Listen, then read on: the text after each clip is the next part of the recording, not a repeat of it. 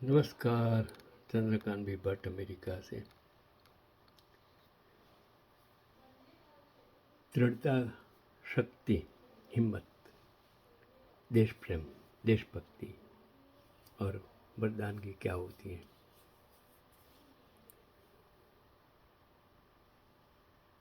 एक मैंने आर्टिकल्स पढ़ा फेसबुक पर कि घास फूस खाने वाले हिंदू में क्या औकात है। बढ़िया टाइटल था। मैंने सोचा कि चलो क्या है, क्या लिखा है।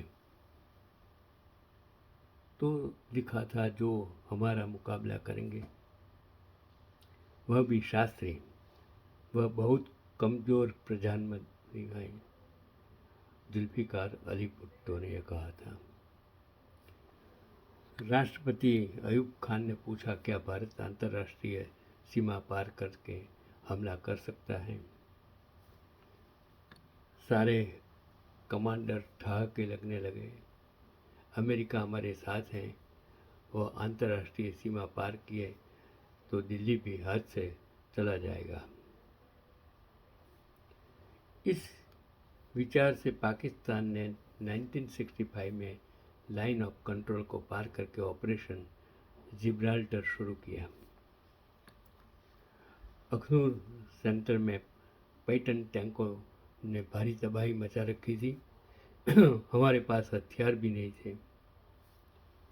पाकिस्तान को शुरुआती बढ़त मिल गई। सेना अध्यक्ष general Chaudhuri western commander general Harbakhsh Singh को आदेश दिया कि अखनूर में अमृतसर से सेना भेजे। हरबख्श सिंह ने इनकार कर दिया। यह बहुत बड़ी घटना थी। जनरल हरबख्श सिंह इस बात पर अड़ गए कि आप प्रधानमंत्री से बात करिए। जनरल चौधरी आधी रात को प्रधानमंत्री शास्त्री से मिलने गए। उन्होंने कहा, प्रधानमंत्री जी, हम कश्मीर खो देंगे। प्रधानमंत्री ने पूछा, क्या करना चाहिए। जनरल चौधरी ने कहा, वेस्टर्न कमांडर हरबख्श सिंह चाहते हैं कि हम अंतर्राष्ट्रीय सीमा पार करें, लेकिन इससे व्यापक युद्ध छिड़ सकता है। अमेरिका पाकिस्तान का साथ देगा। शास्त्री जी ने कहा, भारत कश्मीर को बचाने के लिए सब कुछ करेगा। जनरल हरबख्श सिंह की राय ठीक है। आप अंतर्राष्ट्रीय सीमा पार करके लाहौर पर आक्रमण करिए। यह लिखित आदेश शास्त्री जी ने प्रोटोकॉल तोड़कर बिना मंत्रिमंडल की बैठक किए दे दिया। सुबह 6 बजे हरबख्श सिंह के नेतृत्व में भारतीय सेना ने लाहौर पर आक्रमण कर दिया और सारी दुनिया आश्चर्यचकित हो गई। पाकिस्तान ने घुटने टेक दिए। In the line of duty, Harbakhsh Singh ने अपनी किताब में विस्तार से लिखा है कि पद्म भूषण, पद्मश्री, वीर चक्र से हरबख्श सिंह को सम्मानित किया गया और घास फूस खाने वाले छोटे कद के शास्त्री ने जिन्हें अपने निर्णय से बता दिया कि वीरता किसे कहते हैं। देखिए, यही तो हमारा समाज है, यही तो हमारा देश है, यही तो हिंदुस्तान की ताकत है। अगर राजा शक्तिशाली होगा तो सेना का भी मनोबल मजबूत होगा। हमारे पास 140 करोड़ की प्रजा है।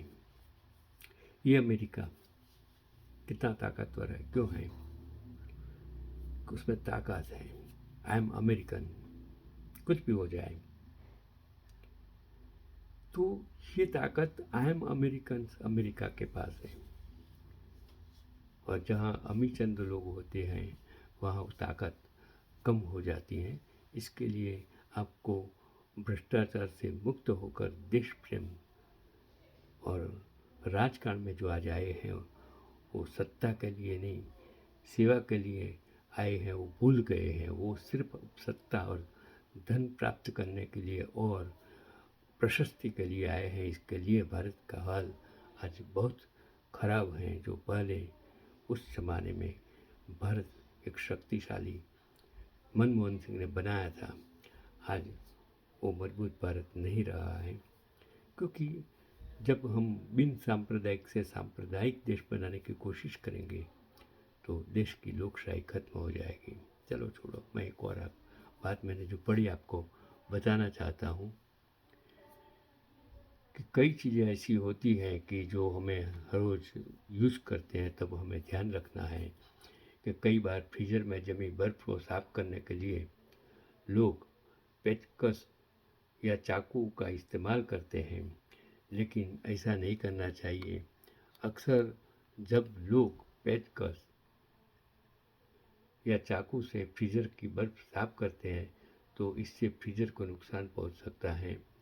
फिर फ्रीज़र को ठीक कराने के लिए आपको मैकेनिक बुलाना पड़ता है, जिससे आपके पैसे खर्च होंगे।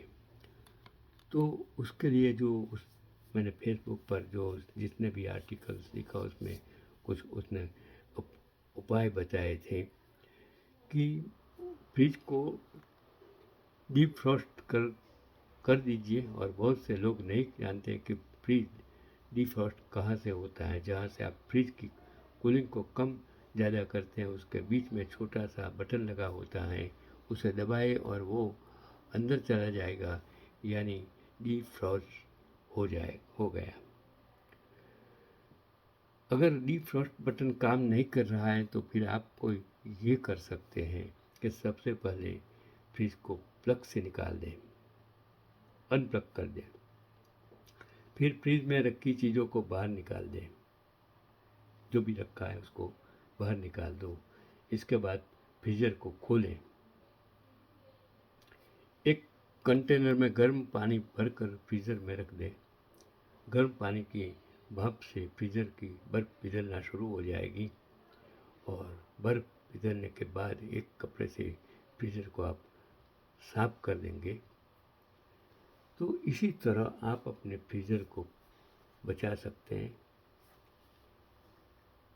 मेरा ख्याल है आपको हर वीक फ्रीजर को साफ करना चाहिए, क्योंकि हर चीज़ में कहीं ना कहीं बैक्टीरिया हवा में जो होता है, वायरस होता है, उससे शायद वायरल इन्फेक्शंस होने की शक्यता होती है।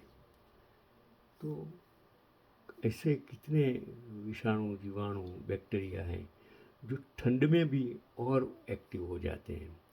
कितने सारे हैं कि जो गर्मी में एक्टिव होते हैं। तो ये हमें कौन से हैं वो समझ ना लें, लेकिन हर लोग पढ़े लिखे होते नहीं हैं। इसके लिए आपको समझना होगा कि आज विज्ञान जो इतना विकसित हुआ उसका किस तरह अपने घरगथ्थू सामान में, साधन में, रसोई में, खाने में किस तरह उपयोग करना चाहिए, वो आपको समझने की कोशिश करनी चाहिए। यही आज का पैगाम चंद्रकांत विवर